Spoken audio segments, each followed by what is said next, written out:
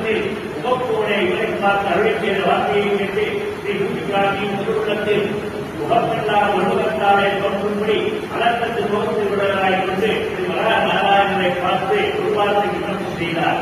தேவேந்திரநாதர் குடிகளாளர் கொள்கை அங்கிருக்கே தேவதையை தாமே அருளை செய்யும் படியாக இருந்தது. இப்பாட்டில் வைபவம் இருந்தபடியே இப்படிக்கு ஒத்த கீதம் பிரபத்தாலே தேவருடைய திருமணிகளுக்கு ஞானருவன் அவனை அருள் செய்யுங்கள் என்று விண்ணப்பம் செய்தார். ஸ்ரீ பகவான் மகாதா இப்படி விண்ணப்பம் செய்த பூமி பிராட்டியை பராமரித்து ஸ்ரீ வராநாயனார் ஒரு வார்த்தை அருள் செய்கிறார். பாப்பனை யாருக்கும் நம்ம வாங்குவோர் நாவு பிறந்தவராயிருந்து என்று நீர் நம்மை சொல்லும்படி உங்களோடு நாம் அழைத்துக் கொள்கிற வார்த்தையை செய்யாதே, இது சத்தியமான வார்த்தையாயிருந்தது.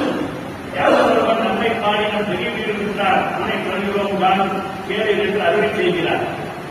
முன்பு நீரும் நாமும் குறுக்குடியாக கட்டியிருந்த ஆசிரமத்திலே பாபயோனியிலே பிறந்தவர் ஒருவர் நமக்கு பாட வேண்டும் என்று சங்கல்பித்து யாகவந்தனிக்கிறாய். மேலும் அப்பங்கள் பக்தியோட பிரம்ம முகூர்த்தத்திலே வந்து தன் ஜாதிக்கு குணமாய் வந்து தூரத்திலே என்றும் பாடினான் தான் சங்கல்பனை செய்கிறார்.